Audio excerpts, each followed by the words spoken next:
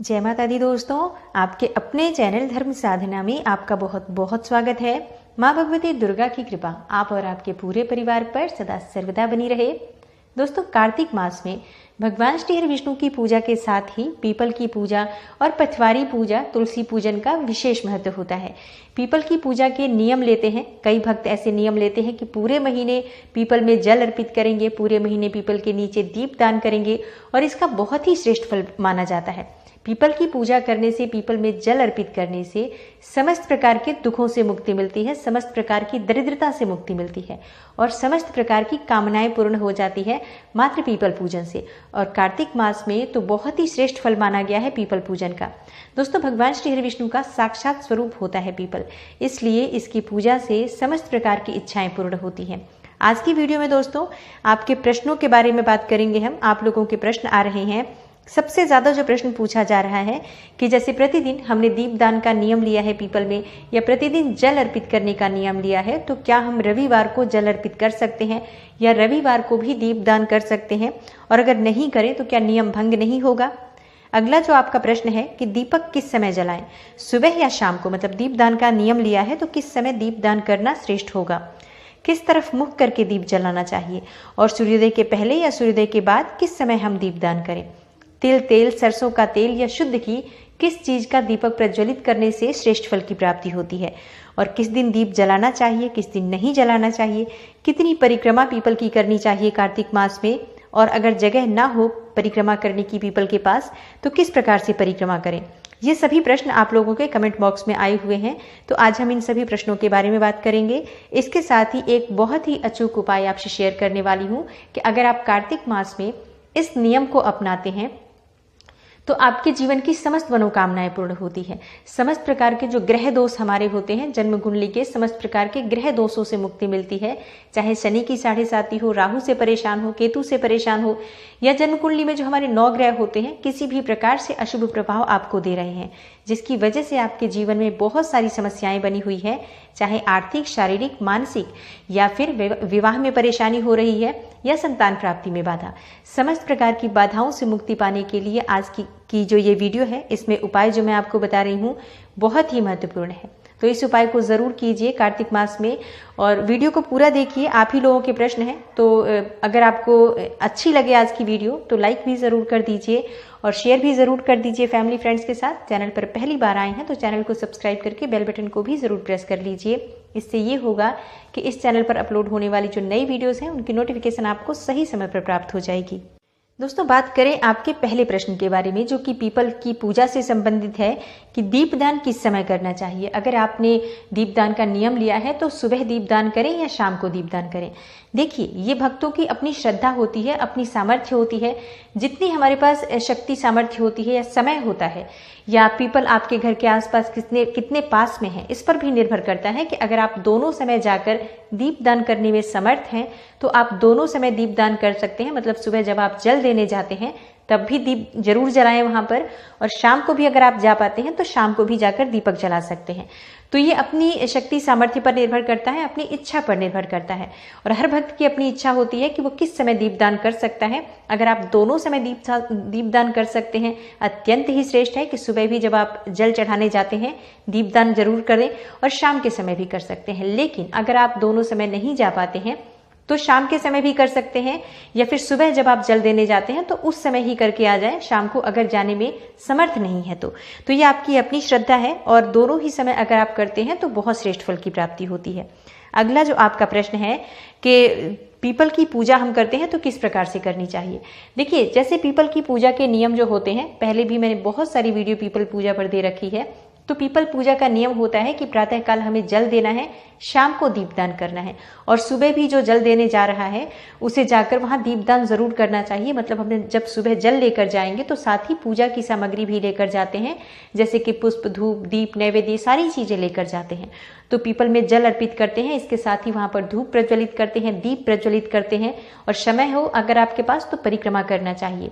इसके साथ ही अगर आपके पास पीले फूल हो तो भगवान श्री हरि को साक्षात स्वरूप मानकर पीपल की पूजा करनी चाहिए, क्योंकि भगवत गीता में भगवान श्री कृष्ण ने कहा है, वृक्षों में मैं पीपल हूँ। तो पीपल साक्षात भगवान श्री हरि का स्वरूप माना जाता है।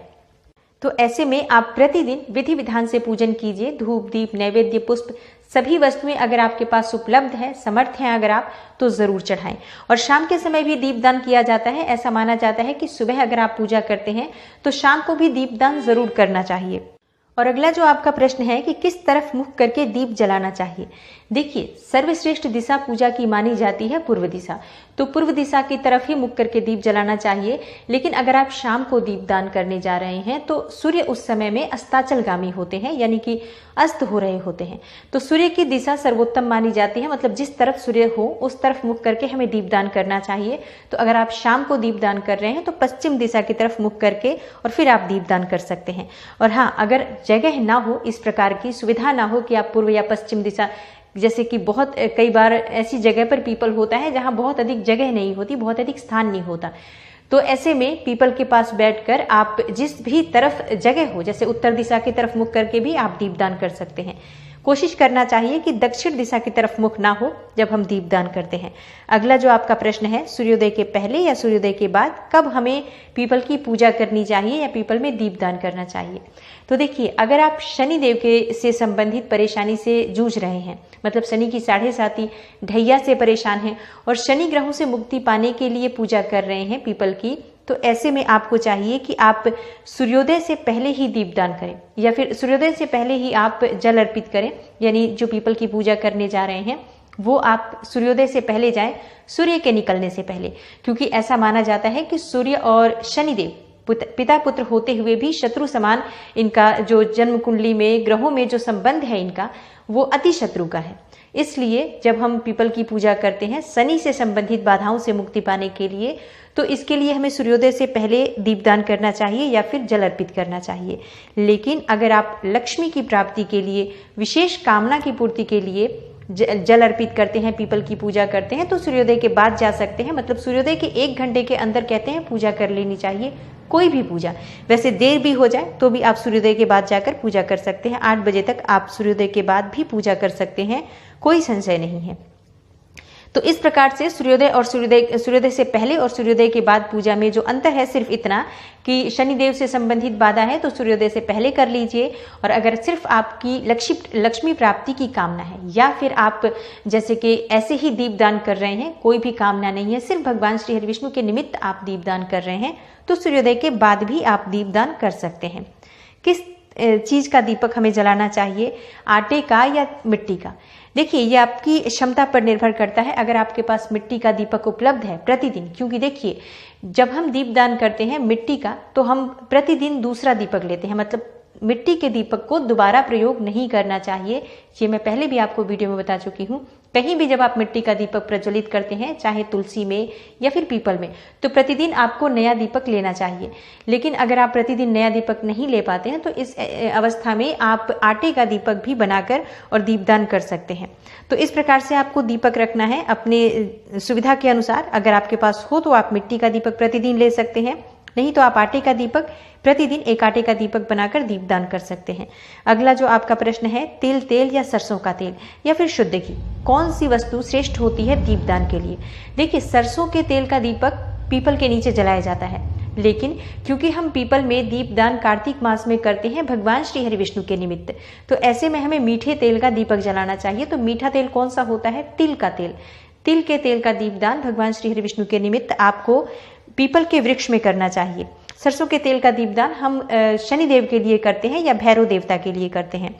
किस दिन दीप जलाना चाहिए, किस दिन नहीं?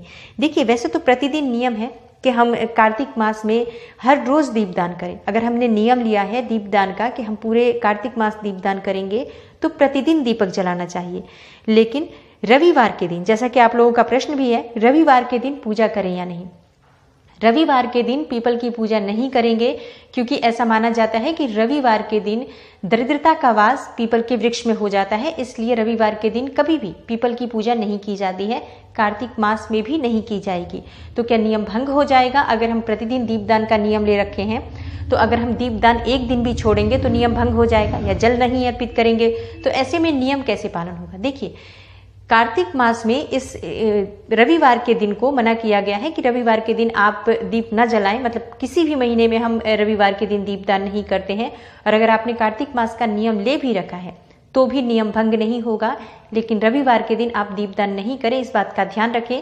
रविवार के दिन दीपदान नहीं करने से भी आपका नियम भंग नहीं होगा, क्योंकि सप्ताह के बाकी दिन आप दीपदान कर रहे हैं और यह हमें शास्त्रों में ही मना किया गया है कि आप रविवार के दिन दीपदान ना करें। तो जो चीज़ें हमें शास्त्रों में बताई गई हैं हमें उसी नियम के अनुसार पालन करना चाहिए और इस तरह से अगर हम करते हैं तो हमारे नियम भंग नहीं होते हैं। पूरे कार्तिक मास का आपको फल भी प्राप्त होता है। अगला जो आपका प्रश्न है, कितनी परिक्रमा करनी चाहिए और जगह ना हो तो परिक्रमा कैसे करें। देखिए, कार्तिक मास में परिक्रमा जो हम करते हैं पीपल की, किसी भी महीने में आप अपने समय के अनुसार 4 परिक्रमा कर सकते हैं, 7 परिक्रमा कर सकते हैं, 11 परिक्रमा कर सकते हैं। इसी प्रकार से आप आगे भी जैसे कि 21, 51 इस प्रकार से परिक्रमा करते हैं। 108 की परिक्रमा श्रेष्ठ मानी जाती है। तो पूरे कार्तिक मास का आपने नियम ले रखा है, इसमें आप 4 परिक्रमा भी प्रतिदिन कर सकते हैं या चाहें तो आप 7 परिक्रमा भी कर सकते हैं और अधिक भी कर सकते हैं आपके पास समय हो तो। लेकिन जब आप पूजा करते हैं मंत्र जप करते रहें। पीपल के नीचे जब आप पूजा करते हैं तो ओम नमो भगवते वासुदेवाय नमः इस मंत्र का जप करना चाहिए यथासंभव। जितना भी आपके पास समय हो, अगर ओम नमो भगवते वासुदेवाय नमः इस मंत्र का जप आप पीपल के वृक्ष के नीचे करते हैं, इसका असंख्य गुना फल आपको प्राप्त होता है। इसलिए पीपल की पूजा करते समय विशेषकर कार्तिक मास में भगवान श्री हरि विष्णु के किसी भी मंत्र का जप करना बहुत श्रेष्ठ माना जाता है। और अगला जो आपका प्रश्न है कि अगर परिक्रमा करने की जगह पीपल के वृक्ष के पास ना हो तो ऐसे में हम परिक्रमा कैसे करें। देखिए, ऐसे में हम परिक्रमा करते हैं जिस प्रकार से हम सूर्य देव की परिक्रमा करते हैं। एक ही जगह खड़े होकर हम 3 बार घूम लेते हैं, 3 बार परिक्रमा करते हैं। उसी प्रकार से एक ही जगह जहां पर आपने जल दिया है, जहां से खड़े होकर वहीं पर आप क्लॉकवाइज 4 परिक्रमा, 7 परिक्रमा या जितना भी आपके पास समय हो, जितनी भी आपकी इच्छा हो वहीं पर परिक्रमा कर सकते हैं। एक ही जगह पर आप उतने परिक्रमा कर लीजिए जितनी आपकी इच्छा है। तो बिल्कुल सूर्य देव की परिक्रमा जिस प्रकार से की जाती है उसी प्रकार से हम जगह ना होने पर पीपल की भी परिक्रमा कर सकते हैं और केले के वृक्ष की भी परिक्रमा कर सकते हैं और तुलसी के वृक्ष की भी परिक्रमा इसी प्रकार से एक ही जगह पर खड़े होकर और घूमकर कर सकते हैं। और अब बात करते हैं उपाय के बारे में। दोस्तों, उपाय जो हम सभी मनोकामनाओं को पूर्ण करने के लिए कार्तिक मास में एक बहुत ही श्रेष्ठ उपाय है, जो कोशिश करें कि आप प्रतिदिन कर पाए। मतलब रविवार को नहीं करना है, बाकी के सभी दिन अगर आप चाहें तो रोज कर सकते हैं। लेकिन नहीं अगर कर पाते हैं तो कार्तिक मास में जितना भी आपसे संभव हो उतने दिन तक आप इस उपाय को करें।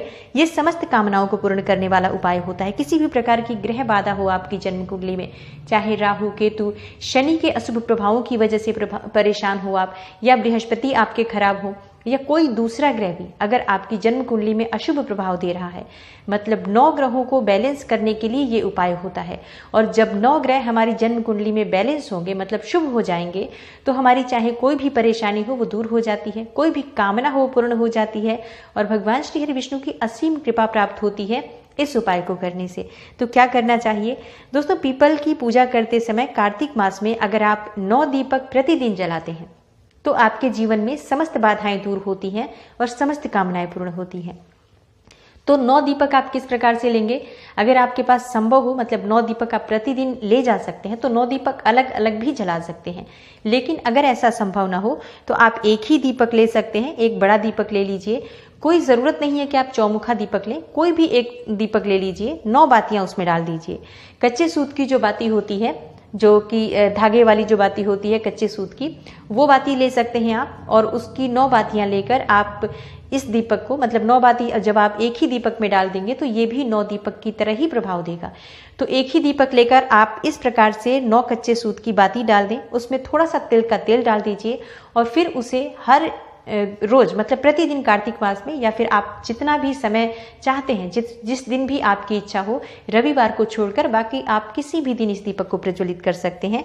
चाहे तो प्रतिदिन या फिर 5 दिन तक जला लीजिए, 7 दिन तक जला लीजिए। अभी क्योंकि थोड़े ही दिन बचे भी हुए हैं कार्तिक मास के, और इस समय में आप जितना अधिक हो सके इस प्रकार के दीपक का प्रयोग करें। अगर आपकी कोई भी विशेष कामना हो, पीपल वृक्ष के पास कहें, या फिर अगर आप ग्रह बाधाओं से परेशान हैं तो वो भी पीपल वृक्ष के नीचे कहें।